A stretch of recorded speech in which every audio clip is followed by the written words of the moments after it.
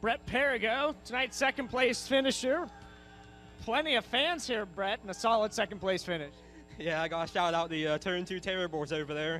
They're all a bunch of good guys to hang out with, talk to. I really like them.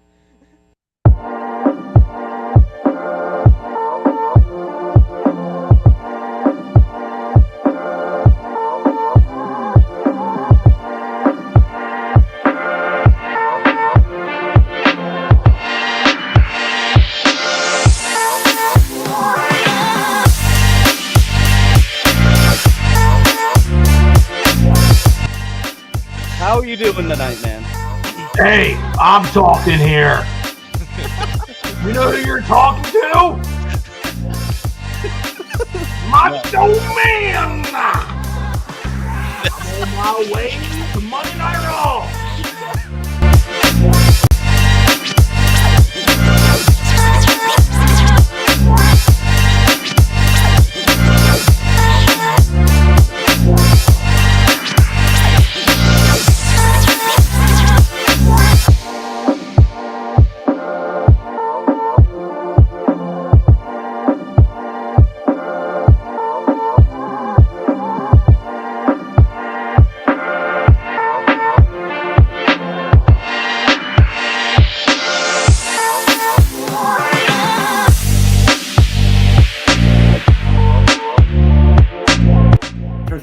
To the second one. Your choice. It's a trap. I feel like it is. I feel like he's setting up fights in the front stretch is what he's trying to do.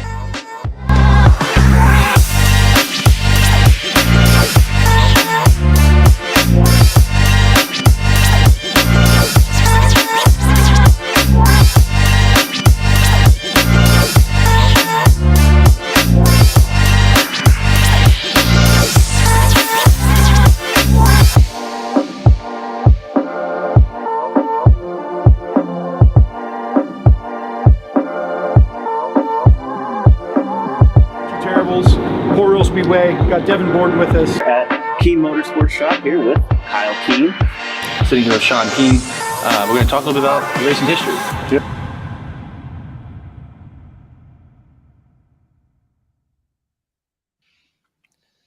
Monday, February 26, 2024. We are the Turn 2 Terribles. Thanks, everybody, for joining us tonight. We got a great show for you tonight. We got Jayden Wolf coming back. 358 driver. He's going to come back. He was on the show last year. We're going to catch up with him, see what's going on with his, what happened with him the past year and what's coming up this season. We're also going to break down the Icebreaker, which we were all at yesterday. Great time. Awesome race. We're going to talk about that. And we'll also talk a little bit about High Limit and what's coming up on the horizon. So, fellas, how you doing? Chris got a little bit of a makeover. I am here. You won't see me. We will have it fixed for Wednesday and next week, but I am here and ready to go. We could hear you. You're here in spirit. Casey, how you doing? I'm great. Really good, man. I was excited. I was glad to get out the racetrack yesterday. It was just great to see everybody. The place was packed. Got to see some race cars and some great racing, and excited for tonight for sure. Absolutely. Yesterday was awesome. It was so nice to get back to the track. Just see everybody, see race cars at full bore. It was great. It was just it was a great time. I feel rejuvenated again. I feel like we're here. We're back, baby. Speaking of back, we're bringing them back again. We're going to bring them in right now. Jayden Wolf. Jayden, how you doing? Thank you for joining us. Yeah, thanks for having me again. So, how do you guys think the Icebreaker went? Listen, we're here to interview you. Okay? Listen, Jayden. No, Jimmy, go ahead. What do you think? I liked it. I love daytime shows, man. I just do. I know it wasn't. Maybe the heats were a little locked down on the bottom, but I thought overall it was good racing overall. So I was just happy to get back, see 410s, see them there. Yeah, I typically set the bar pretty low for this race as far as like how good the race could be. Been going to these a lot, right? Most of my adult life, and I don't know how long it's been going on, but I've been to most of them. And I've seen some really, really bad races, and I've ended up seeing some really good races. So, if there's ever going to have any faith in anyone, it's Lincoln Speedway and Fred Putney, and he figured it out. So, Absolutely. what did you think, Jayden? Well, pretty much the same way you guys think. The day races normally don't put the best track surface. It's just how it is, especially in February when it's cold and whatnot. But for the most part, Fred got the track dialed in after the heat races. After that open red, it got dicey. Dietrich came on strong. I thought he was going to give Troy a good run for his money, especially through lap traffic, but Troy was fast. I think that was the best part of the day. And, Was Troy winning. we're going to talk more detail later kind of about that deal. And Danny, listen, we watched the first few laps, and Danny's getting passed by Rick Lafferty, which, again, not taking anything from Rick Lafferty, but I was like, holy hell, what's going on here? I was concerned a little bit, like something's broken, and then I thought he did break it when he ran over the back of Dominic Miller, and it was just a little chaos. It was definitely a little bit chaotic and broken race until it really got going there after an open red on opening day. Of course, that's what would happen. Nothing like an open red before halfway at Lincoln. So, we are back. Yeah, but anyway, let's talk about you, man. Let's figure out what has your off season been like. What have you been up to? Well, we sent the engine to North Carolina a few months ago, and we should be picking up this weekend. The car, we put new bearings and whatnot, pretty much rebuilt the car. So the car's ready. We're just waiting on the engine. And then for the first race, the 16th of March at Lincoln, excited for that. We're going to do some testing before to make sure to shake the car down, make sure it's all good. But for the most part, off season's been pretty solid. Okay.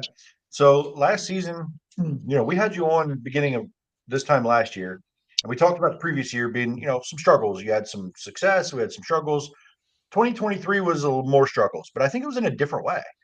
Tell us about your journey through 2023, because I'd see you in the pits and we'd be like, all right, what happened? What's going on? And you were chasing it. It felt like most of the year. So kind of recap your year a little bit. I don't want to delve on too much negative, because I think there's going to be positives out of it, but tell us kind of some of the battles you fought last year. Yeah, it was definitely a roller coaster of a year again, but we finished the season very strong. So the first half of the year, we were just fighting mechanical issues. A lot of it was the fuel system. So it led from being a fuel cell from the pickup clogging itself to the leading to the fuel filter going bad, then right to the fuel pump going bad, all in like the span of 3-4 weeks. And then once we got that figured out, we had some good speed for sure, going back-to-back wins, and then top 5, top 10 consistently. Yeah, you can't beat that, but the biggest issue throughout the year was just the fuel issues, trying to figure that out and dial that in, and then just had dumb luck, going, I think we went 25th, passing for 7th at the Grove towards the end of the year, and then the rear end blew up on us, and then in the heat race at the Grove, the right rear flying off, just dumb luck, dude. It's racing though, there's not much you can do about it. Yeah, you're right. And these things do happen, right? So the rear end, the wheel, the tire, whatever, it does happen. The fuel issues are got to be frustrating, right? When you follow the chain and it continues and continues and continues, and you're just like, why can't one fuel fix this? And I know that was like, that was a long span of time that you fought that at Lincoln and other places. The damn thing would run, and you thought you were good, and the next time you go out, it wouldn't run. Just chasing a gremlin for sure. But like you said, when things held together and you had something to race on, you went forward and won some races and tons of speed there. So what does this year look like as far as schedule wise? Same thing, kind of Williams Grove, Lincoln, and then where do you go beyond that? So this year we're gonna just primarily focus on Lincoln. Just had some personal issues go on, and we have to cut back a little bit. So we're gonna first half of the year, full year, we're gonna focus on just Lincoln. If the first half goes very smooth, we're gonna start peeking back into the Grove, because towards the end of the year we found a lot of speed at the Grove, and I started enjoying it more and more. But Lincoln, we obviously have more shows, and it's it's in my backyard pretty much. So we're gonna just focus on Lincoln, focus on points more this year. But like I said, if the first half of the year goes well, we're gonna start venturing off to the Grove and the other summer series races. All right, so let's talk about Lincoln a little bit. Live and die by the draw a little bit and the handicap. But we'll get into that in a minute. You were there yesterday. You gave us a rundown. What's your opinion on the flagger after watching it? The virtual flagger. And it's literally a virtual flagger, by the way, which I couldn't believe was actually going to be a thing. Yeah, it's that a was animation of a guy waving a flag. What are your thoughts from a fan's perspective? From a fan's perspective, Fan perspective first. All right, I'll do fan then racer. So from a fan's perspective, it's definitely different. I know some people, it's a love-hate type deal with a lot of people. It seems like some people enjoy it. They think it's better or taking people out of a hazardous situation. But then looking at it from, from other people, they're like, oh, just keep it how it is. Don't change something that's been working for so many years, But as a driver standpoint, like I said, it takes people out of a hazardous situation because stuff happens, and race cars go flipping, and there's only so much time people can react. And so I think if it goes smooth, it's not going to be much different than a normal flagger, But if stuff starts going on like malfunctions, then it's going to be a little tricky. But I don't think it's going to be much different. Yeah, I tend to agree after watching it. It's going to be a lot to do about nothing. I think it's going to end up being not that big of a deal. There's so many other things in place that drivers can get the communication they need. They didn't use the flagman anyway. I don't think it's going to be a big deal. Okay, so first fan question: ran 360s in the South Dakota area. Other than cubic inch, what's the difference between them? We know this is a very popular question. We're used to this, but what can you tell Mr. Smith, Denny out there, kind of the difference between what we do here in Central PA with the 358s versus the traditional 360 that's ran around the country? So 360s, as we know, are aluminum block. The 358s are a steel block, and the heads are different. So the 360s have more top end power, and but on at a track like Lincoln, they're not going to be much different. Just because the track's so small, you don't need all that power. Like the Grove, it's a big difference. When we have the 358, 360 match races, it's they get us 9 times out of 10, But that's just because they have that much more time. They pick up speed than what we do, and their top end's better. But there's not too much different other than the heads and the block. But they definitely have a lot more power than what we do. They're lighter, and they can run a dish wing when we have to run flat wing. So definitely some differences in kind of the series and the rules and the sort of the sanctioning bodies per se. So for Denny, if you're still listening in there, URC is our local 360 kind of touring division. It's really the only time that our guys will compete. And URC has their own kind of set of rules, may differ from ASCS or whatever 360 series is out there. Around the country, there can be different rules. So, but generally speaking, Jayden hit on the head with the engines, which again, depending on track, can put you at a disadvantage if the track is heavy and you can use the power. So, so speaking of Lincoln Speedway, a big topic has been in this off season. I kind of want to get your thoughts on it, and I know a lot of these 358 guys that are in your class in that division. What are your thoughts on the teching or the lack of teching in your division? Now, I don't want to know anybody's secrets. I don't care. ASCS. I don't care about any of that. But what are your thoughts on either like let it be, we're fine, leave us alone, or would you like to see more regulation? Or what are your thoughts on that? I mean, I know Lincoln. Their tech for the 358s, they don't do it, or at least they keep it to a minimum. The Grove, they are pretty on top of it. They're after every feature, they're tearing someone down, which is good. I mean, it keeps it fair. But I would like to see Lincoln do more teching. just because like I'm never going to call anybody out or accuse someone of cheating, but I know there are a few drivers that could possibly be doing some stuff. So it would be nice to see the techs more on top of the engines and the tires, because I know there's a lot of word about tire dip, which, like I said, I don't know if that's true or not, but there's definitely a chance. Yeah, Yeah. Tom Rumsey actually chiming in here. They just need a tech compression. Would that at a minimum? I don't know. I don't know what it would do, right? But I think it would be public. At least people then what's happening. So, and you guys that race it each week, and these teams, and you probably know better than some of us sitting as fans watching to know the difference. I'm sure you guys have a good feel for it. It just blows my mind at that level. Even if it was 358, it's not the premier, quote unquote, premier division. That's a big division with a lot of money invested. That it surprises me that they don't do anything. And maybe that's the lack of a sanctioning body. Like Legends it's a sanctioning body, that Central PA Legends, or even if it's loosely done, at least it's a group of somebody that kind of oversees it. But at this point, you're kind of leaving it in the hands of the tracks to determine it. So, yeah, right, Doing the tech Tyler. every week, but doing enough just to keep everyone honest. Sort of reminds me of the new tire rule in the 410s, right? Don't know when it's coming. It might not, but you don't want to be the one caught at the wrong time, I guess, right? So, and then what does it cost to tear a car down? And I used to hear about that in the Thunder car division a lot. I remember Thunder cars getting torn down more than you guys do. So I don't understand it. I may never understand it. So next thing in your division, really not track based, but tires. I know I talked to you last year. At one point, you were one of the few that I knew of running the new tire and the old tire on the rear at the same time. Tell us about that and where you're looking at this year. Do you have some catching up to do? Do you feel comfortable?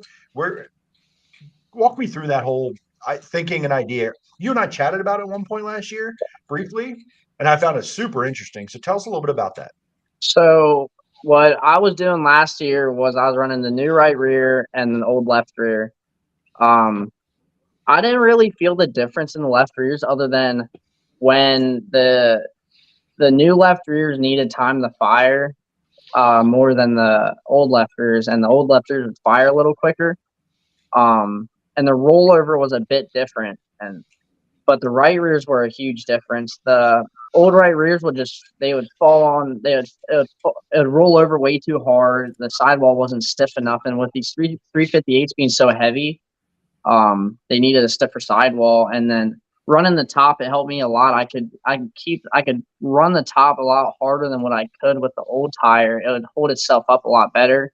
And I feel like when the track rubbered down, the new right rear, it held up a lot better than the older ones. So did you end up on the new stuff all the way around at any point last year, or were you guys allowed to run the old stuff all the way through? So it was supposed to be we could only run a certain amount of races, and it was called like the burn off period to get the old tires out and the new ones in. But it turned out to be the whole year. It was just pretty much a burn off period. And then this year they're going to be strict on it. We have to run the new tires. But there was a few points where I ran both the new tires on the rear. We did that more at the Grove just to get the stagger we needed, There was a few nights at Lincoln, but 9 times out of 10, we're running the old left rear, the old left rear and the new right rear. Yeah, I found it super interesting. I heard after I kind of started talking to people, I heard very few did it, but you were one of the first. I was like, oh, that's pretty damn interesting. Like, how did you even figure out that was comfortable for you? Did you just try it one night and you're like, I like this? Like, how did you even figure out to do that? Just from what I was hearing about the tires, talking with the 410 guys and then other 358 guys,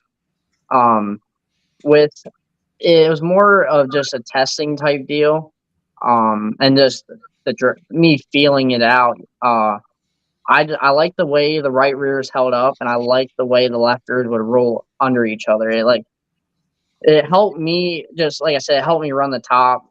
Even the bottom, when it rubbered down, it would wing down real hard and keep the right rear up, and it felt comfortable, because the worst thing in a sprint car is feeling the car roll up, ball up on the right rear. Like, that's the worst feeling, is feeling your tire roll over. So from me being comfortable, that's where I felt comfortable. The left rears just they held up. They with the stiffer sidewall, the newer left rears held up on it a little more than I like, but it's all set up, you know. So you can change that with setup, but from trying to go out and win every week, that for me was the best chance I had to win. It just gave me a little more of an edge on others. I felt and the biggest thing in the sport is being comfortable. One of the biggest, I should say. Yeah, and Jimmy, Chris, you're up next, and watching you, Jayden, I know that I can tell when you're comfortable. Like I can visibly watch you drive, and I know when you're comfortable when you're not, because you're ripping and driving harder than everybody around you, and I know you're comfortable. And there's times you drive harder than everyone else, and you're not comfortable, and it doesn't work. But when you're comfortable and you're driving harder, you're passing cars, and it's you're a guy for me that it couldn't be more visible one way or the other. Like whether you're comfortable or not, or the car's handling the way you want it to. So really cool for sure. Jimmy, Chris, what do you got? Yeah, just you had a pretty difficult season last year at points. Was there any lessons that you learned that you just didn't even think about until you're going through all that maybe you can carry on with you going forward? Oh yeah, you just got to keep your head up. I know that everybody will say that, but there's a point last year where I was just so down. I questioned whether I wanted to finish the season out because I didn't want the season to just we keep throwing money at the car and just get no outcome. But the team and me, we just kept fighting for it, and we eventually figured it out. And then going back-to-back wins, like I said, and having a strong end of the year, it made the whole team confident going into this season. And that's the biggest thing. You got to keep pushing for it, whether you want to give up or not. You got to just keep going. And, I know you said you're already going to be points racing basically at Lincoln, but do you have any other overall goals for this season that you want to accomplish to make it, feel like it's you had a successful year?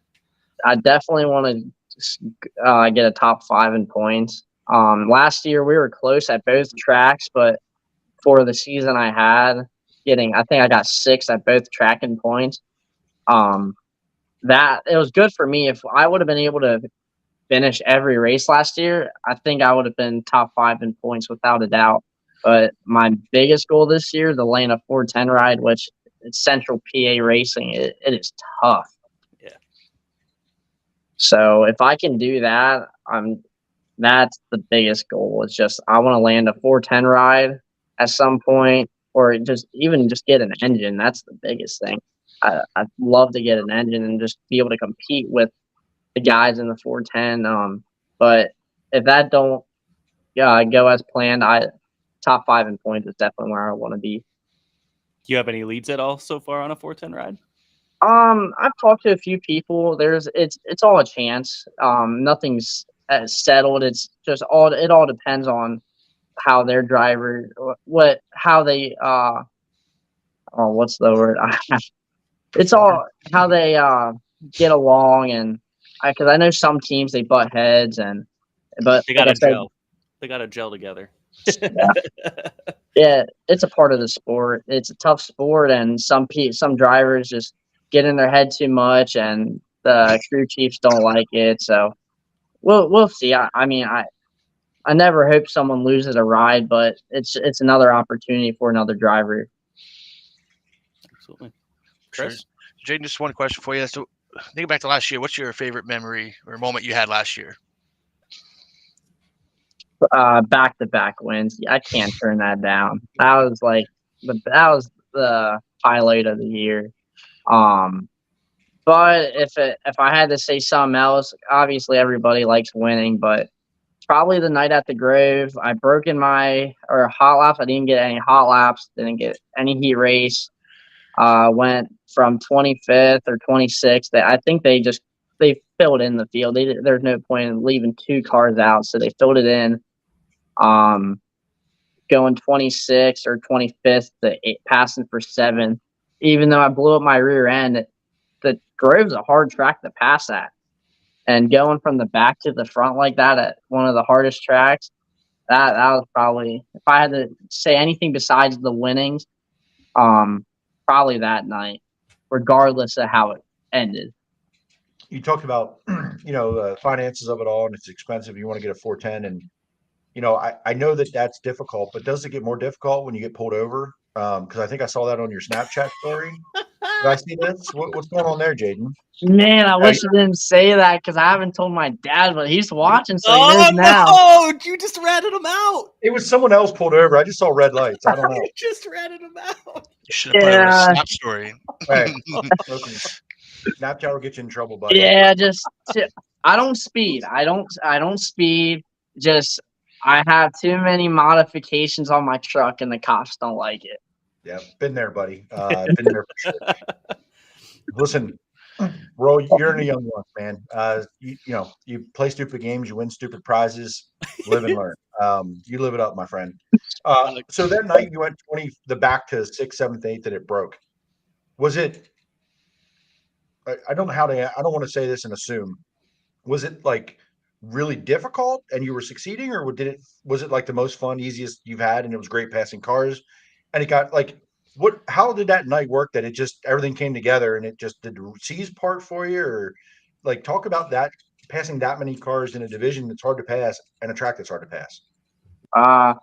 Well, I wanted to try something new on setup, considering we were starting in the back. It was either gonna work or not. We tried it.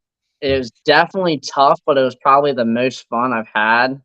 Because passing cars is fun. It's enjoyable. Running the top is fun. It's enjoyable.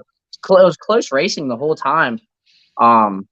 So obviously it's never easy. This sport's not easy, but it was so tough because it was one of them deals where if I'm gonna pass, you got to make the move. You can't wait.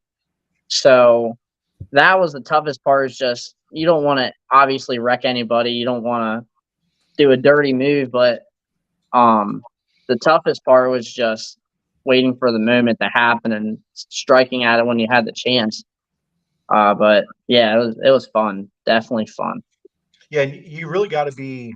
It's like cautious aggressive, right? If you have an opening, do you wait for the opening or do you make an opening, right? And sometimes it gets easy and they miss the corner, they miss the line, whatever. But like, how do you balance that aggressiveness with making like your car's good, you're better, you don't want to get stuck behind his car, aero matters, you could end up losing all that momentum and it takes laps to get back potentially. How do you balance that in a place like Williams Grove where to know when to go and when not to, when there might be an opening that may not be there when you get there? Williams Grove is a lot of mind game. The track surface, not during the feature for the 358s, it's top, middle, bottom. It all depends on how your car is working. So being in the back like that and being fast, you can go into, say I'm going in the 3 and 4 and the dude in front of me is running the top. I can peek my nose, show I'm there, and then go, and he's going to be like, oh, he's going to get me on the bottom, whether I'm faster on the top or not. He's going to go to the bottom. Hopefully, the next corner, most drivers will do that because they don't want to be passed. They're going to think you're on the bottom, and then I can just go around the top, and it works out. But the aggressiveness and being cautious, that's the hardest thing because me being young, I want to go for whatever I can, but after my first 2 years humbled me a little bit. You can't go for everything because it cost me a few top threes, even a potential win. So that was a big struggle for me, was just learning to be patient and whatnot, and being aggressive at times. So during a race like that, you're really basing it off the guy where he's going in front of you, and if they're making a mistake, you better hope you're there to capitalize on it. Yeah, for sure. And in sprint car racing, it's a lot of go where they're not. But you definitely have, if you have that in your toolbox of saying, hey, I know where I want to be. If I can get them out of my line, whatever I have to do, that just makes it easier, right? So it is mind games for sure. And guys definitely play defense when they see a wing, no matter what where they want to be. It may not even be the line they want to run, but they think they're going to get past there. So it's to me that's veteran, that you have the ability to know how to manipulate the car in front of you with and create your own opportunity. So listen, and we talked about this last year. I think that I would rather have to try to teach you how to slow down than speed you up. But the rest of that comes with it's expensive sometimes, right? You're going to make those mistakes, but that's part of the journey. And if you can stick through it, keep your head up, and it's going to pay off in the end, because that'll pay off in the 410s, that aggressiveness, right? Because if you're scared of the 410 and we have to say, hey, you got to go harder, you're probably not cut out to run at the top level. So I couldn't be more excited for your season and your year, and that thing gets running. I know you're going to win a lot of races this year. That's for me. I think you could have that sort of breakout year. Obviously, things have to go right, right? We know that, but I believe you're a guy who can pass cars in any condition. The car stays together. You know, you use your head. You're going to win a lot of races this year, and no matter where you're at. So that's really all I have. Jimmy, Chris, what do you got? We got a couple of fan Questions. comments and questions here. Obviously, Mom's proud of you. When we were talking about 410s before, Brad Weatherby saying crazy season will be here soon enough. That's something we noticed. You know, the off season's actually kind of the quiet season. Usually changes happen probably starting by like June. And then Sean Donnelly, and this is kind of what we were gonna, usually the last questions we kind of ask our guest, who helps Jayden in the shop and at the track. Also, who is your engine being freshened up by? And then also, what sponsors help you get up and down the road? All right, that was a lot to take in, so I'll take it one at a time. Just basically all your thank yous. All right, so where my engine's at right now, it's up in North Carolina, or I guess over in North Carolina. Down, sorry. It's down in North Carolina. My dad's uncle, George Bishop, he used to build sprint cars. He used to build NASCAR engines, the 24-hour car engines. He offered to rebuild the 358 last year. And he did, and it ran good. The engine ran good. It ran awesome. So it's there. He's doing it. Who else will be in the shop? My dad, my Uncle Chris, Uncle Justin. Then I got a few of my buddies, Cody Fiddler, Blake Phillips, Lane Johnson. There's a whole lot of people who help out in the shop. I can't be thankful enough for them. They help me out because you're gonna win the races in the shop, whether people like to believe that or not. It's in the shop. If you're not in the shop working on the car, it's not. You're gonna see it. It's not gonna perform how you want it. Then the sponsors, most of my sponsors this year came back on board. I'd like to thank H&H General Excavating, Karma Industrial Services, LM Tire Wheel, Color Wheel Flooring of America, Hockey Plus, Lacrosse Plus, Worst Performance, Advert, Gene Lotta Ford, The Nail Shop, DGI Creative, and Solving's Hauling for coming back this year. I wouldn't be able to do what I do without them. They're who keeps me on the track week in and week out. So if it wasn't for them, I couldn't do what I do. We got a couple of other comments here. Ashley Capetta saying, proud of him as well. He's come a long way as a person and driver since he started. One thing he needs to work on, though, is not being so hard on yourself on tough nights. You're capable to win. I appreciate that. I know I'm tough on myself at times, but I hate not doing good. And if I make a mistake on my own, I'm even harder on myself because no driver wants to make a mistake. But it comes at times where you have to own up to your mistakes, and learn from it. That's the biggest thing. It's just learning from your mistakes. Yeah, it's you're going to get all the chances to make all the mistakes. Just don't try not to do them twice, right? So, like as part of the journey, like everyone's wrecked a race car, everyone's made the wrong move, everyone's guessed the wrong way. Those things happen. You just don't want to do it over and over again because then you're not learning, right? If you just continue to do the same things over and over. So, I haven't seen you do that very often in watching. So, I'm excited to see you out there. Is the car going to look the same, by the way? Yeah, it's gonna look the same. We're gonna. Okay with it. It's a good looking race car. Yeah, Don't change a a good thing. looking race car. Don't change a thing. Keep it clean and the white, the black, and the red are perfect. It's a good mix. So Chris, anything from you, sir, before we get him out of here? No, you guys covered it all. All right. appreciate What's the race on the calendar this year you want to win? Well, every race, but All of them? I don't have a pinpoint race. I want to go out and perform well, So I don't have really any particular race I want to win. Obviously, I want to go out and win every night, But yeah, I don't have any race in mind that I'd like to win in. Yeah, no, Seth, thank you for correcting that. I don't think Jayden will be here in 29-24. We hope so. No, 23. Best of luck, man. A lot of good lucks, a lot of support here behind you. Absolutely. Tons of comments here and being proud of you. And listen, man, it is cool to see someone matured right in front of our eyes. And as a person, as a driver, you still have a lot of growing up to do. But just since I've known you in the last couple of years, kind of get more involved in the pits and things, just watching your maturity and you're a pretty quiet, humble kid, and that'll take you a long way. So good luck this season, dude. We'll see you in the pits in a few weeks. Thank you, guys, and thanks for having me on. Yeah, Absolutely, no problem. anytime. Hopefully, we'll be bringing you back on after you win some races. Yes. Yeah, that'll work. Take it easy. Thanks, Jayden. Thank you, Jayden. Always a good. He's even for me. I mean, when we first got on, I'm like, oh, he's grown a lot in just the past year. You know what I mean? He got taller for sure. No. Yeah. But I mean, obviously, he's very mature, and I think he's got his head on straight, and he's got a bright future ahead of him. So good for him. That's something definitely I take away from just hearing how he's analyzing races now, and that he did that before. Like last year, we had him on. He knew how to go fast, like Jeremy said. But now he's starting to learn that other part of it, where it's keep the nose clean and win with your brain, not just your raw speed. Yeah, for sure.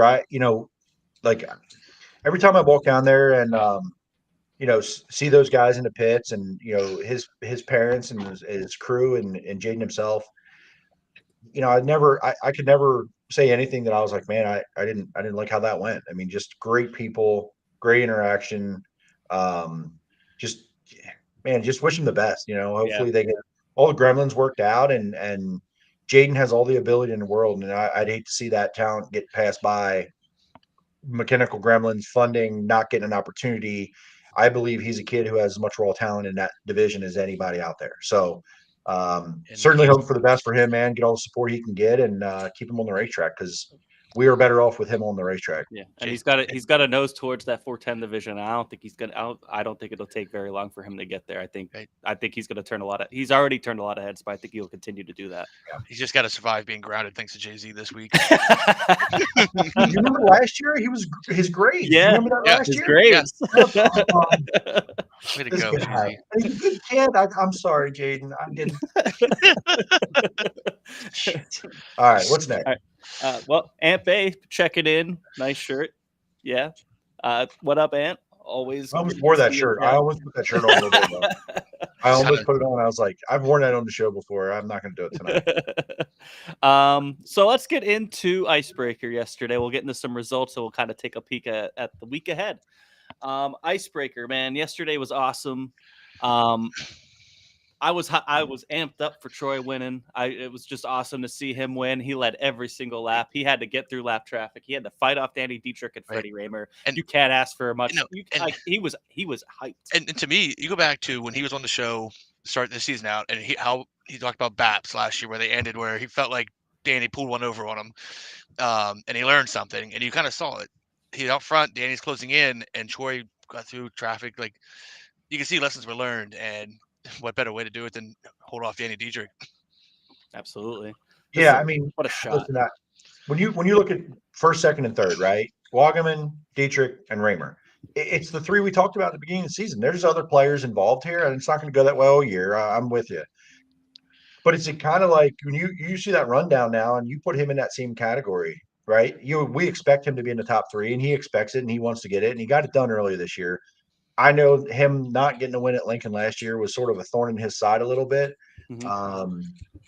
But man, like, can't ask for a better start to the year. And what a race that was. I mean, it was. It's a race. I've very rarely gone home from Lincoln and wanted to go back and watch it on Flow, if it was on Flow. I want to go back and watch it on Flow because I feel like I missed something because I saw we talked about earlier. I saw Dietrich getting passed by Lafferty. I saw Raymer get passed, and then he bolted up through there to second, and then Dietrich got back by him. It just felt like comers and goers a little bit, and then that open red really changed it for Danny, which he mentioned, right? He was garbage and then came on there at the end. But like it just seemed crazier throughout the field than even I was. Maybe I'm rusty as a fan, and where I No, was there's a standing lot and going where I on. was, there was a lot going on. It felt like, and I was trying to catch it all through the camera, and I'm pretty good at like still keeping up with what's happening even through that. I knew Troy was leading, and I knew Danny and Freddie were there, but it just seemed crazy. Yeah, like all the comments here, the 2D, and then Bollinger. Yeah. Bollinger was in the first red flag, and he was finished fourth. Yep. Like all of a sudden, Aaron Bollinger is I'm not Aaron, forgive me. He's a race car driver. Like you see what he finished third at Baps in the final showdown, right? From the back in a different car. Comes up here in this new ride. He's not been in that many times. Ends up in the first one. He kind of started it, spun himself out a little bit, and he all piled in, whatever, but goes to the back. Minor damage, obviously nothing major. Drives to fourth. What? Crazy. Yeah, so there was a lot of comers and goers. Yeah, I watched the highlights back, like you said, Jamie, today. And I even seen stuff that I didn't see with Lafferty, how he got shuffled out. Like it was just chaos everywhere. It seemed like. Yeah.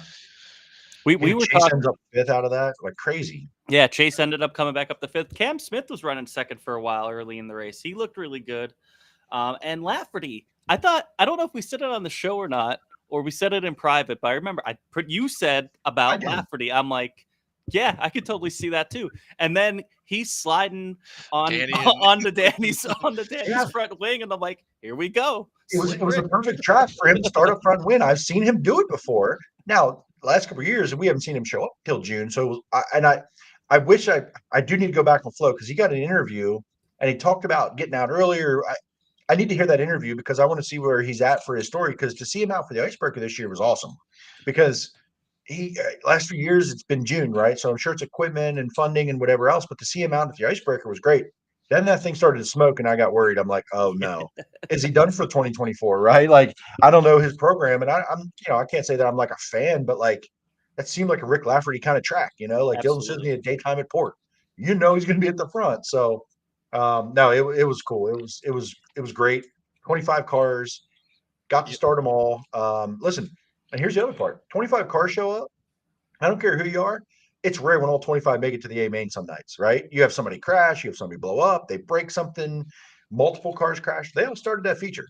And they all didn't make it to the end, but we started them all and we didn't have to run a B main. So, and really not having a B main helped us get the track ready because I think if there was a B main, do we have the same amount of track prep to make that feature what it was? Because I'm telling y'all, I was standing in the infield right about the start finish line at the end of heat 3 and there was rubber down. I smelled it.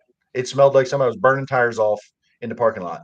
Well, the asphalt parking, that it was a very distinct rubber the last 3 laps of that heat. So for them to take that track prep, made the feature what it was absolutely necessary. And if we look back, you could probably count on one hand how many times Fred had to tear up that track last year in the middle of an event. So they don't want to do it. No, they don't want to do it. Daytime shows, but he had to. So I'm glad they did for sure. That rubber was all the pit lizards, my guy. Listen, and I don't want to get into it. I don't want to get into it. Looking through the field here, maybe some tough breaks. One person that was kind of there was a couple surprises that pulled into the pits. Emerson Axum was one. We were standing out in the parking lot. We're like, "What's this all nice black Halt? Like it's all blacked out." That was Emerson Axum. Got caught up in that early race deal, tore up a really nice race car. Hopefully, we see him back. Dominic Miller started on the pole and ended up blowing up. And actually, Danny Dietrich jumped over his right rear, and you thought that was going to be catastrophic. And I thought it was going to be big jump. Yeah. Jordan Givler was supposed to start 8th, had some problems before, had to drop to the back, but hung in there, got an 18th.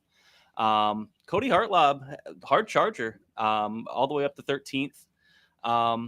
Jeremy Weaver was a surprise. I don't think I've ever seen him race, but he made the trek out from Western PA.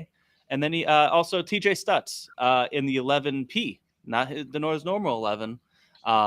but in the George Plank ride, he looked pretty decent. He looked pretty solid for the first time being in that car. And also Dylan Norris took a flight up from Georgia into the 27S, and he had some wing problems, but he hung in there and ran in the top 10 most of the race. Anybody else that we're missing there? Any other storylines? Bring that back up. Let me see that again. Yep. I would say the biggest one is the surprise was Borden. I mean, Yeah. he struggled all night. They had a bad day, but I'm sure that's not going to be a lasting thing. But that was one that he looked like he was not having a good time in the heat and just never really got better. In his heat race, he started in the back and he tried to make the top lane that was totally non-existent work, and he fell all the way back to last at one point and just kind of struggled all night from there. Yeah, he was passing some cars in the A until he kind of got caught up in trouble. But everybody sort of passed cars in the A because they kept wrecking and things would happen. So, I don't know. It was a weird one. Like I'm telling you, Aaron Bollinger was in that first red. I look up a few laps later and he's in like 7th. And I'm like, what the hell happened?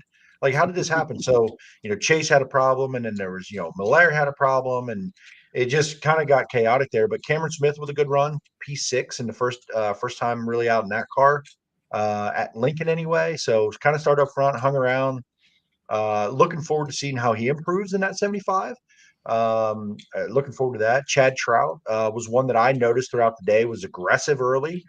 And by the end of that thing, man, he had that wing back and up in the air and just tight as hell digging. So I enjoyed it. I'm all for the day racing. It makes for great pictures. So thank you for the day race. Yeah. The pictures came out awesome, by the way. The lighting. It was mint, buddy, mint, and I had a lot of fun taking those and editing those here the last. Basically, I'm glad it was a day race too. I got to come home on a Sunday. Most of my photos were edited by Sunday evening. It was kind of cool, so the timing worked out.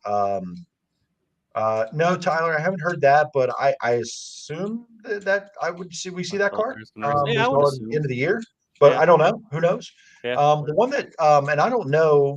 I didn't, and somebody asked me about this at the track, and I just assume it's travel. It's pre-planned. Was the 39 Tron car with Callum Williamson wasn't there?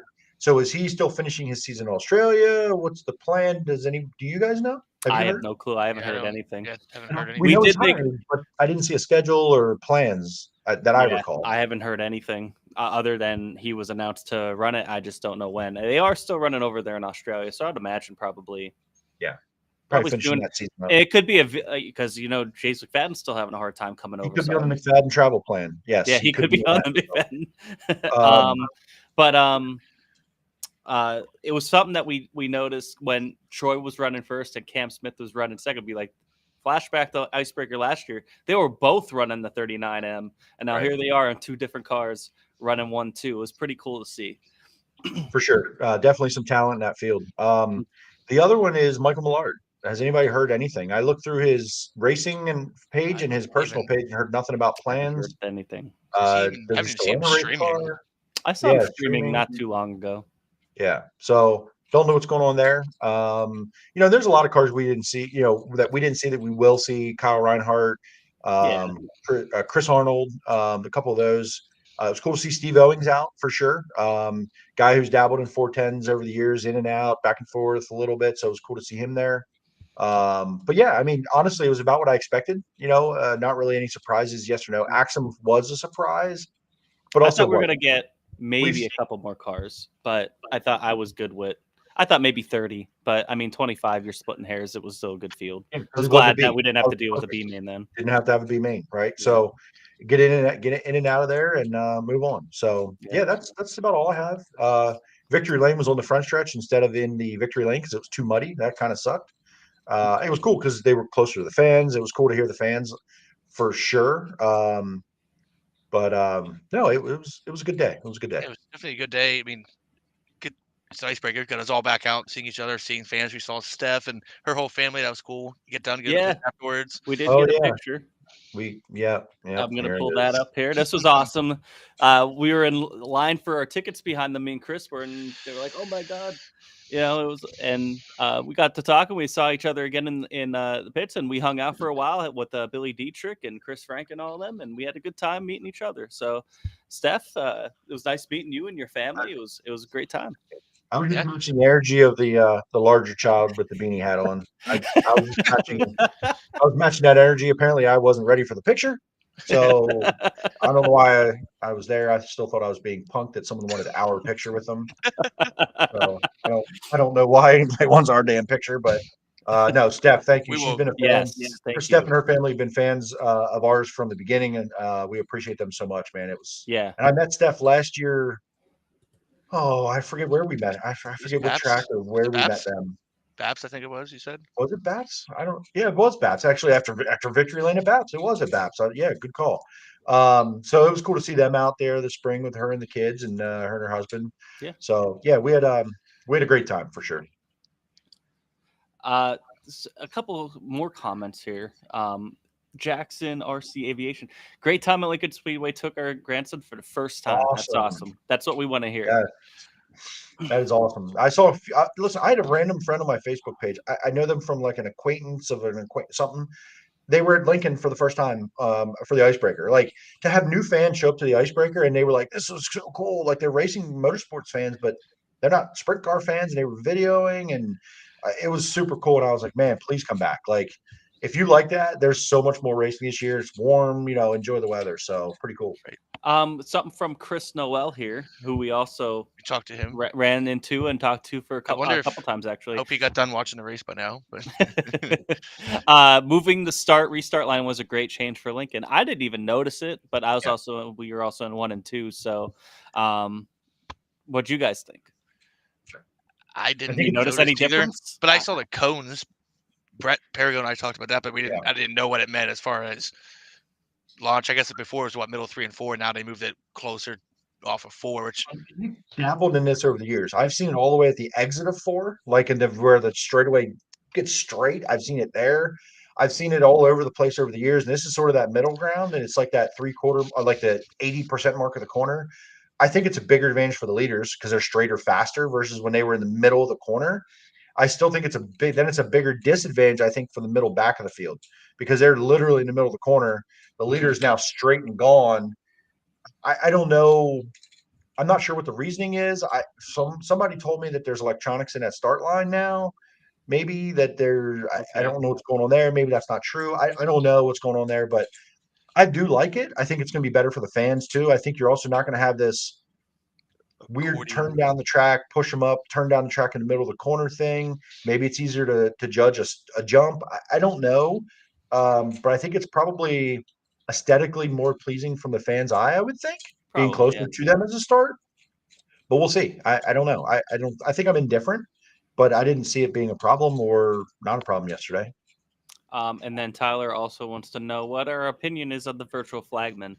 And the only opinion I have, and something we were talking about with Jayden early, was it's an actual picture of a flagman.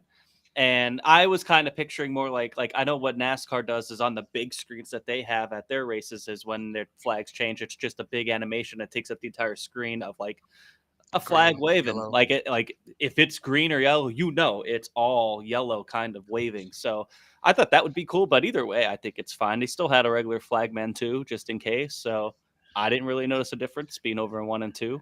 The one thing, probably loosely related, that Brett Perigo pointed out is like the lights on the track stay lit the whole time under green. Yeah. And Brett and I were talking about that. He said that's something that most tracks do it the other way. They go off, so you can catch the light flashing when it turns yellow or red versus that solid green light. He was a little worried that maybe drivers wouldn't pick up that light changing colors as easy as if it was no light and boom, flashing yellow. So that's something to kind of have on the radar, I guess, back of our minds down the road. Well, and they might be used to it at Lincoln, right? I think Williams Grove has green lights around the track at certain points. It might not be a wheeling system. I think actually they do have a wheeling system entering 1. Yeah. I'll have to look if it's green. I think it stays green. Right, that's Williams what Grove. we were talking through it, and I couldn't remember. I'm pretty sure I have photos of it being green, cars going by it green at night even. So I'm pretty sure at Williams Grove it's also lit up green when they're under green. The only thing, yeah, there we go. Yeah, exactly. I remember seeing it at Williams Grove just in the places I've stood and watched. The one thing that who do we talk? Oh, Cody Harlow. Cody Harlow actually got asked by an official at Lincoln and said, "What did you think?" Here's what. And actually, I called some of Tyler's live just a few minutes ago. The sun angle right now, this time of the year, when it got low and where the sun is and the dust and dirt that was in 3 and 4 kicked up, it was a haze in the middle of 3 and 4. And it was hard to see the cars coming out of the haze. They were saying that they couldn't see the board coming out of 4 at all. They couldn't see it. Now, you have the sun directly hitting the board, and you have the cloud of dust and whatever. That virtual flag man waving the flag is a pretty small flag in the scheme of the big board. That was Yes. the thing that I'm looking at. Like you just said, the big flag should be versus maybe the virtual flagger guy. It's literally a cartoon iRacing flagger guy looking thing with a little flag. Yeah. So I feel I like don't the know flag if that should be thing- bigger part of the yeah, board. I don't know if that software with that deal comes with different versions of a flag waiver, but you test them out, right? This is their period to do that. I think this week they're still going to have a manual human. They're going to have a human up there still this week, I believe, and then work the bugs out of it. And I think it'll be fine. I think it'll end up being much to do about nothing at the Yeah. end of the day. So it won't be. A couple comments here. Steve Clayball. I'm going to jump ahead, Jimmy. No, you're fine. Matt Campbell started 18th, went to 8th, tire went down, overall good run. I agree. Yeah. Listen, that card, every time I saw the damn thing, it jumped off the my eyes. It caught it. The black and the red with the chrome wheels.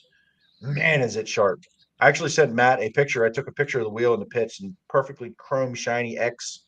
Like the wheel was all shined up and perfect. They put an X sticker on the wheel, like the number. Oh yeah. And it's on the wheel. I sent it to him and he goes, well, that didn't last long. I bent that wheel in like lap 1. I was like, of course you did.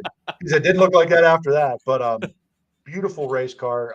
Definitely a good run. Look, Matt has shown the ability to win. Matt has shown the ability to drive hard.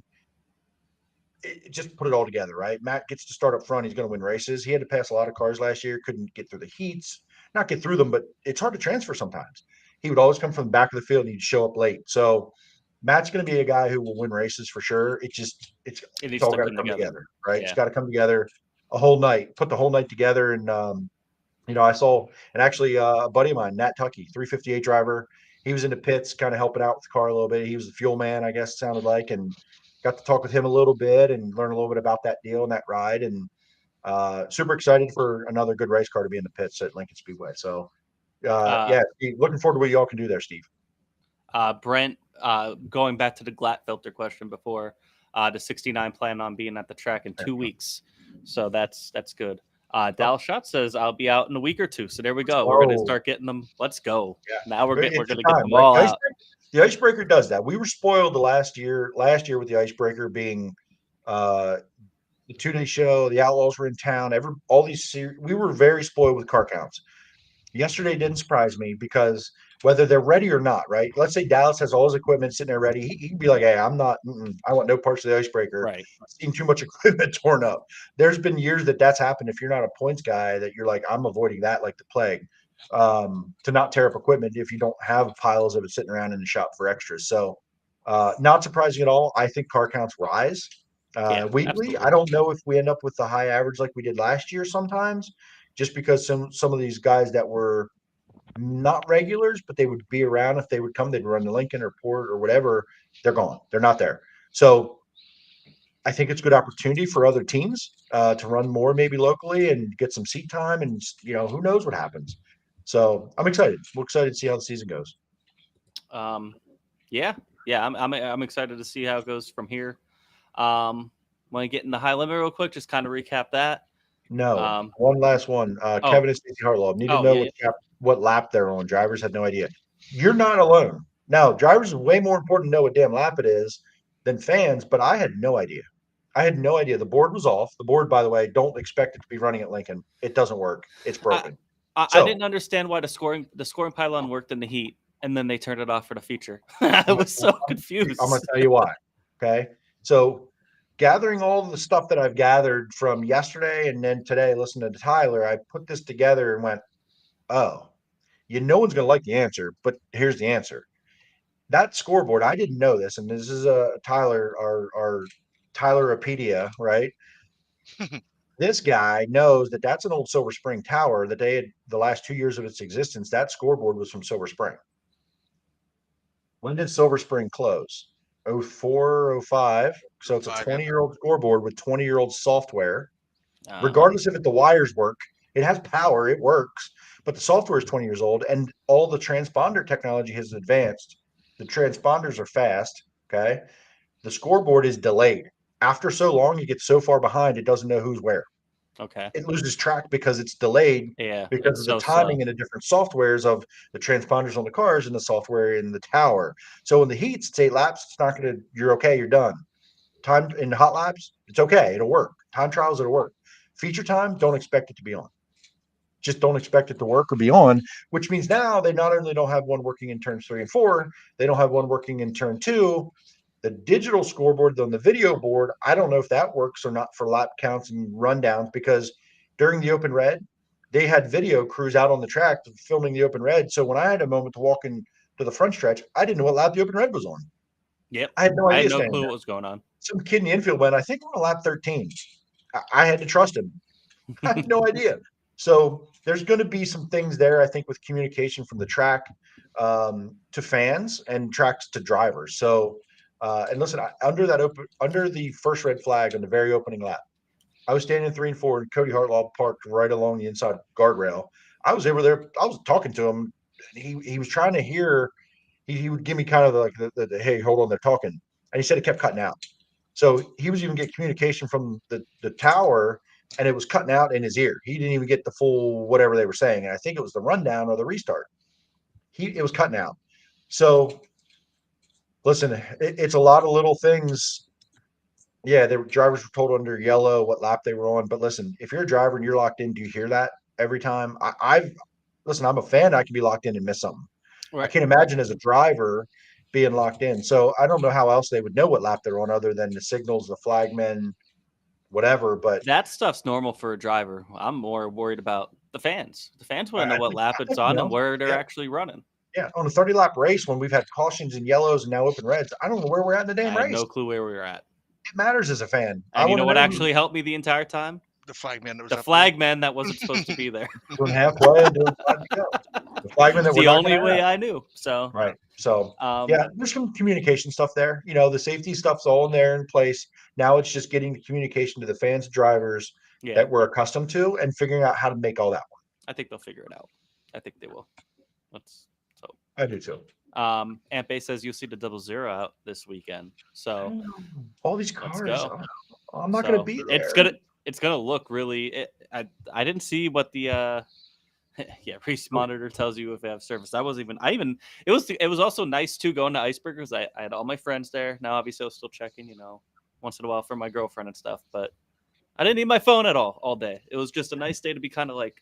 And we had service most of the day with all those people there. Yeah, but I didn't need it. Because I was enjoying. I was enjoying the event. So it was a nice, refreshing day, for sure. There was something else you were just saying. Weather. It looks warm Saturday, but it looks like maybe rain. So I don't know. Listen, I'm open for the rain date on Sunday, everybody. I can be there. I can't be there Saturday. So prior engagement, I'm not going to be there Saturday. So if it gets to Sunday, I'm in. I'll take the rain gods this week for a rain date. Anyway. So just real quick, high limit from this past week.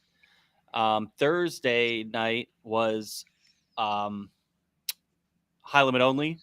Tyler Courtney taking down the win. Brent Marks second. Justin Peck third. That went green in the checkered, battling through lap traffic. Brent Marks.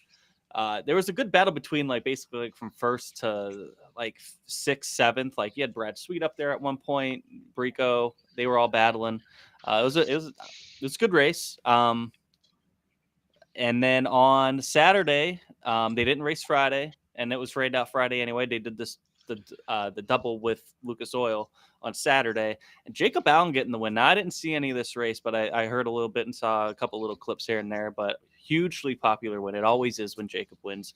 Well deserved. Tyler Courtney second. Justin Peck with another third. Good weekend overall for both those guys. Any thoughts from Golden Isle? Yes. I have. Go ahead, Jamie. You're probably going to say what I'm thinking. I've talked a lot. Go ahead, buddy. I was thinking just through not just Golden Isle specifically, but this part of the season, you're seeing Tyler Courtney really assert himself as a real player, and you're seeing Brent Marks show consistency to also be a player in this championship. And Brad Sweet and Rico, we thought were going to dominate with Larson every time they hit the track. Hasn't been the case so far, especially both races this past week. Brent was the fastest car there probably Thursday, and a couple more laps probably catches Courtney anyway. Probably gets him, yeah. I agree on the. I said it at Volusia, with Tyler Courtney. I was really shocked with the speed that he showed against not just High Limit, but also just against the Outlaws. But just he was up there every night, and it's like, all right, he's going to be a player. He's not going to. Everybody kind of probably had it in the back of my mind. All right, he won the All-Star titles against. It was a strong-ish All-Star roster, but it isn't what it is now with the High Limit, or anywhere close to World of Outlaws. So he's showing that he's got the speed, and I think him and Brent are really going to take it to him. And really, we shouldn't be surprised. I mean, they close out. Courtney was really good at Port last year. He was up there. I think he won one of the nights of the 50. Looked strong against the Outlaws at Port. Brent Marks won the National Open, so shouldn't be surprised, but still a little bit am. Yeah, I'm not surprised about Brent because I think he's really shown over the past couple seasons that he can go win anywhere. Like he started going down to Texas and winning against the Outlaws. Obviously he can go anywhere. He's proven he can win on any track, and I think he's worked to get his program now to where it is right now, where he can go anywhere, and that's why he's out there on tour now because he can go out and win anywhere against anybody. So, and not that Tyler Courtney obviously wasn't that way, but I didn't expect him being. He's top 3 every night so far this year. I'm pretty sure. I don't think he has a finish outside the top 3. And that's why he's the points leader. So yeah.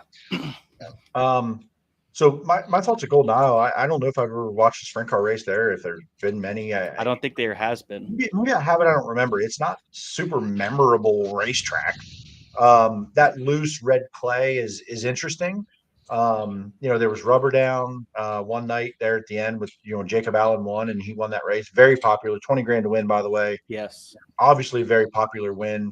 Both features ended up really good. I don't know if the heats were great any given night, but by the time feature time came around, it was good. Very surprised with Brad Sweet's lack of dominance. I am and I'm not. I am. Listen, I am. Period. There's no way that I'm not surprised because even the best of the best, no matter if it was just Outlaws or if you had the best of the best in Knoxville and Eldora and wherever, Brad Sweet's a contender. He's up front. Won 2/6.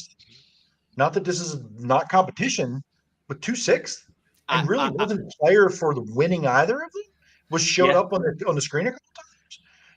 Listen, it's way too early. We're still in freaking February. He can win 8 in a row in June. We know that's what I was going to say was he can go on a tear.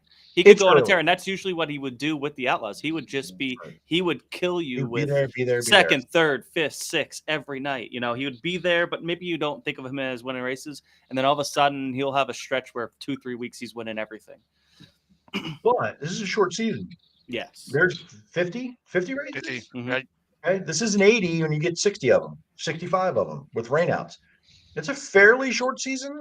The consistency will pay off because he has shown the ability to not have DNFs, right? Yes. Consistency to not DNF, where Tyler Courtney right now could be running up front, top 3s and podiums and wins, but a couple DNFs, boom, there's Brad Sweet, right? And then he goes on a tear and wins some, and he wins by 100 points. Yes. We've seen that. Again, am I shocked a little bit? I am. But it's way too early to make any determinations for the season, right? It's still in any early. regard, whether it's Tyler Courtney winning, Brent not winning yet, right? Yep. At these tracks, but consistent finishes. And honestly, I said this to some of you guys, that loose clay type track is not Brent's specialty. To have good runs was probably look really good. We'll see how it gets going here. Weather warms up, tracks wear out a little bit, this or that. I think Brent's going to, like you said, he can win anywhere against any competition anywhere in the world. Mm-hmm. Outlaws, go into their territory, our backyard, Ohio Speed Week, it doesn't matter. He's a threat to win anytime he shows up anywhere. And he's time trialing really freaking good everywhere. So, it's a scary thought to think he hasn't even really gotten going yet, which is insane. So it's going to be a fun year. I'm excited to watch it. Yeah. And then once they get back into PA, I think it's going to be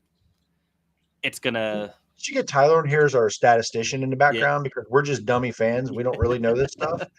But that's why it's not memorable because there was never a 410 race there. So that checks out.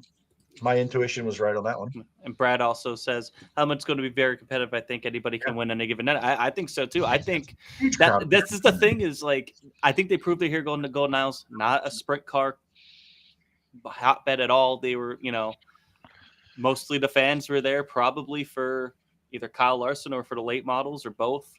Maybe not necessarily for the sprint cars, but they got a treat, and it really is that way. Wait till they get James McFadden in there.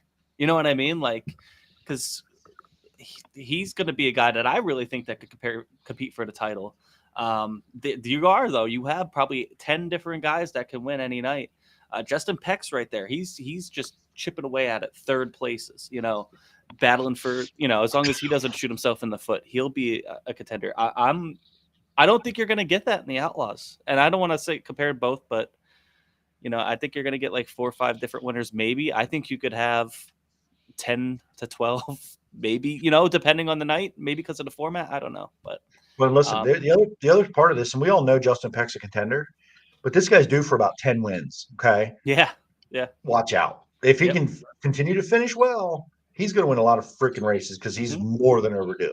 Like, holy shit, Good question here from Charles Price. Okay, Charles, I already wrote down my 5, but where do you live? Are you local? Yeah. If you had to pick 5 special events to go to this racing season, what one should I have? I definitely have to make it to. Yeah, This I already wrote my 5 down. Is such a because we're going to be extremely biased. Well, it depends. If he lives in Nebraska, or if he's local here in PA, that's going to be a different answer because I will be regional and keep it that way. If you have the ability to travel around the country, let us know. The list might be a little bit different. I live up by Scranton, PA. Hey, Scranton, Northeast PA, baby, let's go. So I'm gonna give 5 that are different than the normal ones. Especially the way Clinton County, the Phil Walter Classic would be one that I would definitely recommend getting to. Clinton County's cool, yeah. Something unique. Sportsman 100 lapper at Baps, baby. I would come down for that. It's a little bit of a haul, but that's a unique event that I would recommend someone to go to if they like seeing something different. And the National Open, of course. That's 3. Man. Years down. Tusky 50. Okay. That whole weekend's always one of my favorites. I'm trying to think. Probably the Weikert would have to be the other one. Yeah.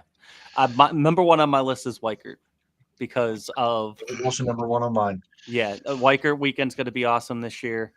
I love that weekend in general, and now they up the ante on it. I think it's going to be huge. I'm going to be a little biased to myself to maybe it's going to be a little bit closer for you, Charles. It's in October. It's after the National Open at Williams Grove, which I would put at number 2. Number 3 is the World of Outlaw weekend at Sealands Grove, because that's the first time that they're since late 80s, early 90s or something like that. 1990 something. Yeah. So that's a huge event for them, and that's right after Williams Grove National Open. So that's a cool track to get to. It's probably a little bit closer for you. I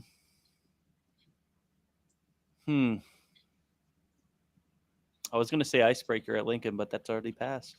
I love the Icebreaker. Get to the Outlaw race if you can during the week. The Outlaw race at Lincoln's great. And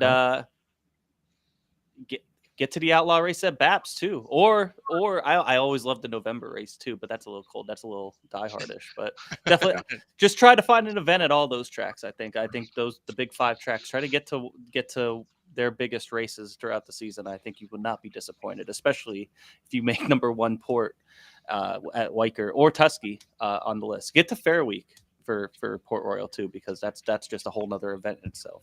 Go ahead, yeah, I agree. Both your lists are fine. Again, there's no right answer here. For me, if you're not a huge sprint car fan, I think the experience matters and goes a long way. Not knocking the Sportsman 100, but we as fans know what that is. We know that's history. If you walked into there, if I wasn't a fan and I walked in, I'm like, what the hell does this mean? It's a 100-lap race with these cars. Is that important? I'd have to get an education live. If you're not a fan of the sport, I think the experience matters. If you want an experience, Fair Week at at Weichert, Fair Week, the Juniata County Fair.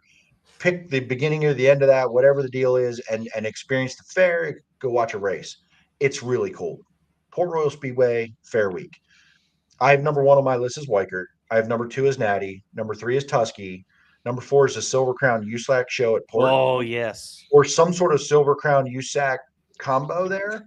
And in our area, Silver Crown. And number 5 is any Speed Week race, whether it's the Mitch Smith at Williams Grove, it's the BAP Speed Week show. Depending on your schedule, you can get to Grandview. You have Grandview is a good one, yeah. So I think that in Speed Week this year with 10 grand to win at every event or more, I think you pick a Speed Week show and it's in the middle of summer, vacation time. I don't care which one you pick, wherever you're close to. So, and then there's more, right? We have a bunch of other World of Outlaw races. We have Summer Nationals, Morgan Cup.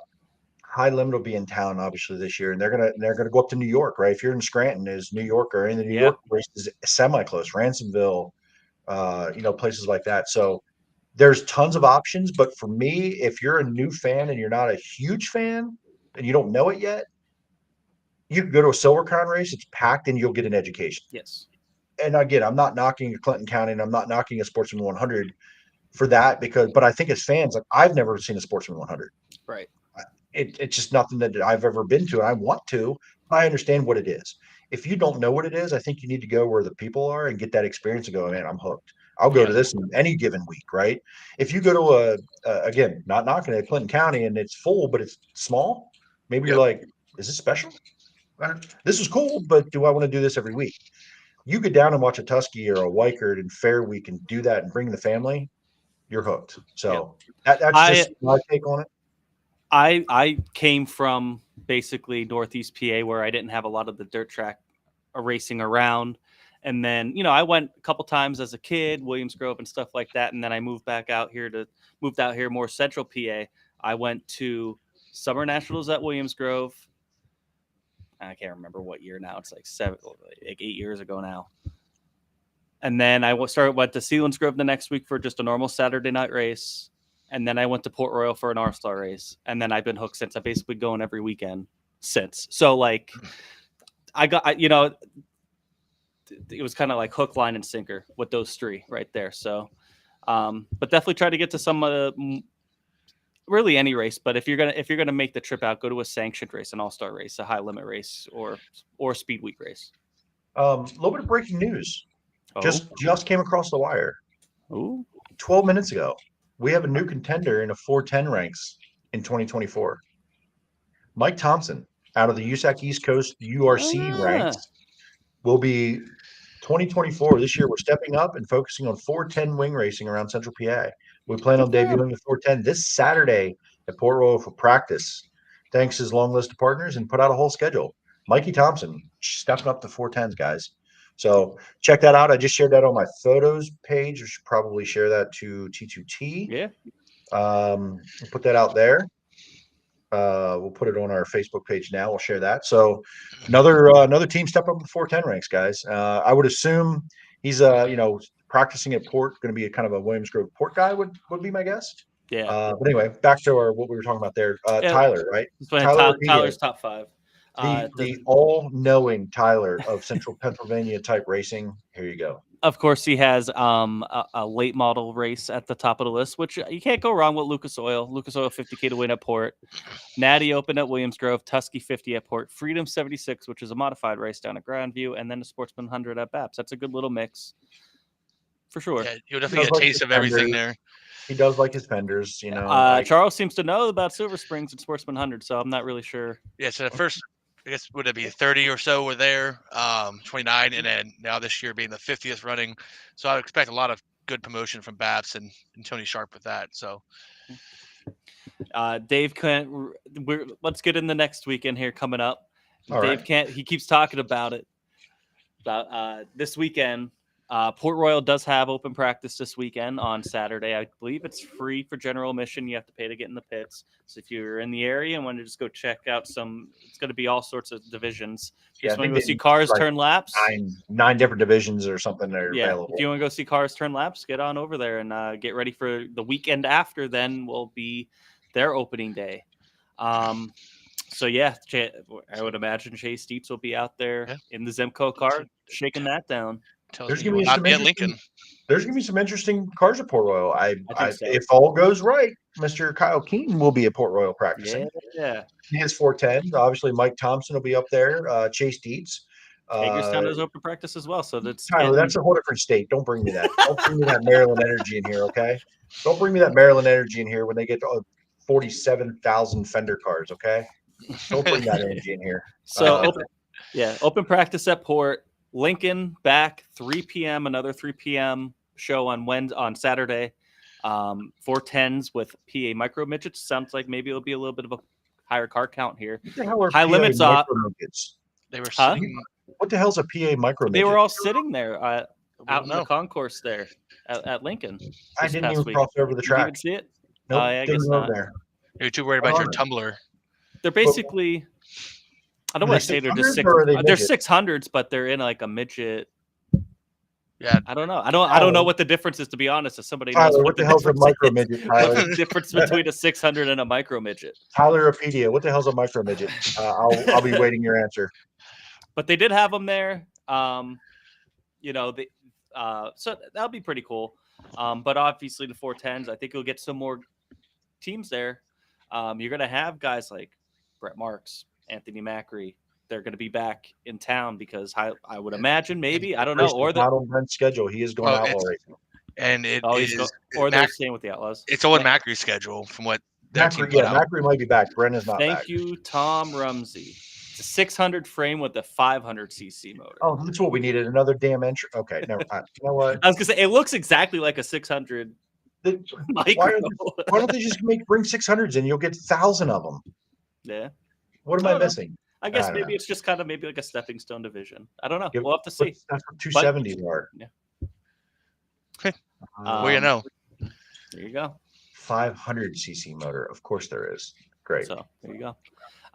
So you got that Lincoln on Saturday, and then I guess you're right. World of Outlaws down there for Bike Week. They're doing this again. They're going to be racing Sunday and Monday at Volusia with the World of Outlaws. So they had a pretty good turnout, decent turnout last year. I think my uncle went to it last year because he was down there for the Supercross race at Daytona, and that which is this weekend, and then checked out Volusia, which I was a little jealous of because I want to get down to Volusia one day. But Christopher Noel said they race at Tulsa. What are they called at Tulsa though? Are they restricted carts? Huh?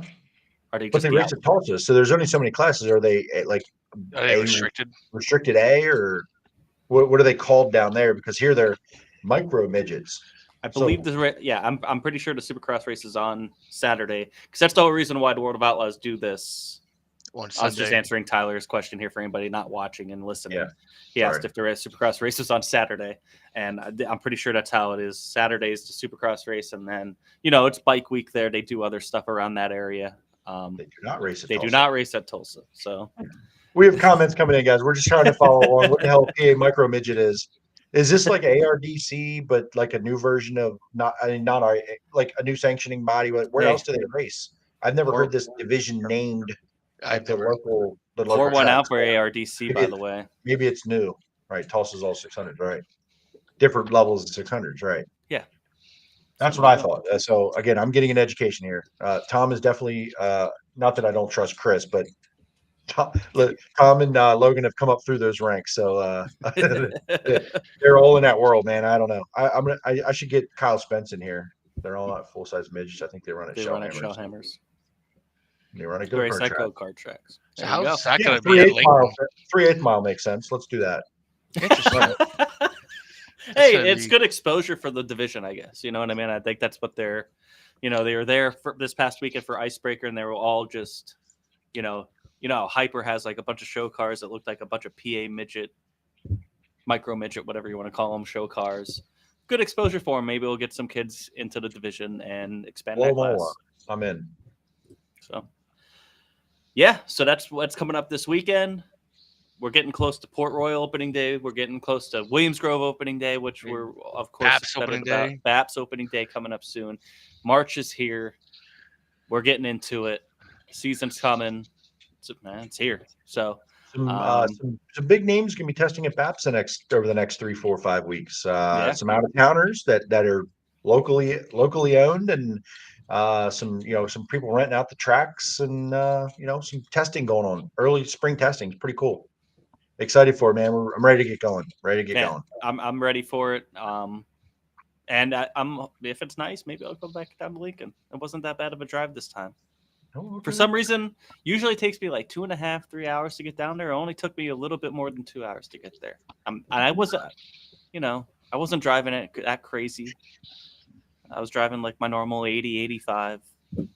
But I don't know if it's been taking me a different route, and I'm getting there quick. Maybe, yeah. I mean, it should be almost all highway up there. If I've driven up your way, it's pretty much all highway until you get, like for you drive a little bit of road and then you get highway, and then you should be all highway all the way down. So yeah, pretty much. Tyler, hired as private photographer, right? Question mark. No, but yes, but no. I don't even know if I'm going. We'll see if I can even get there schedule wise. So if I can get there, I'm going to take the camera. That's for damn sure. For a couple of people. So to be determined. I hear you, Brad. March to October is when I am broke the most. Save a little winter to go racing. Yeah. We do it as fans, just like they do in racing. So absolutely, just when I'm in a race car, spend all our money in the summer. All right, guys. Thanks so much for hanging out with us. Great week. Thank you, Jayden Wolf, again. Keep an eye out on him if you haven't been already. It's a name that you're gonna know. Good kid, coming up through the ranks. Got a good head on him. Excited to see what he can do this year. Excited to get back to Lincoln maybe next weekend. If not, I'll hope that they race. And we'll see you guys next week. And Chris, I'm sorry. Before we go, Wednesday, 7 p.m. 7 p.m. Wednesday. Roland podcast. Tony Sharp and I. Rohan Beasley. What? Rohan Beasley. What's that? Race car driver. That's the guest. Oh, I don't know the name. Who is a sportsman driver? Yes. Get tuned in and find out. We're going to learn all kinds of good things. Tune in to find out. Wednesday, 7 p.m. Roland podcast with Chris Lynn. Tony Sharp. And Tony Sharp. I'm going to learn me something. All right, I'm in. I'll be watching Wednesday, buddy. I'm in. Interviewing Rohan Beasley. Hopefully you find your camera, Chris, for your real show. You'll be able to see that beautiful mug on Wednesday. For your primary show. I know this is just your sidekick now. Tyler says, look at Tyleropedia, man. Rohan is a national treasure. I don't know this name. I'm missing out. I know a Rohan, but not just Rohan. I know some stories. Sounds about like on Wednesday. Sounds like I'm gonna have to tune in and watch and find out more about Rohan. Rohan it is. I'm in.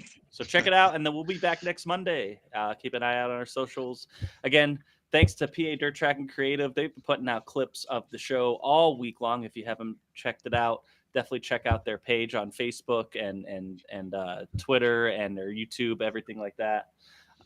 Clips all week of the show. If you haven't been able to tune into the entire 90 minutes or so, he breaks it down into a couple minute clips, gives you bite-sized pieces throughout the week. It's great. So thanks again to him, and we will see you guys next week.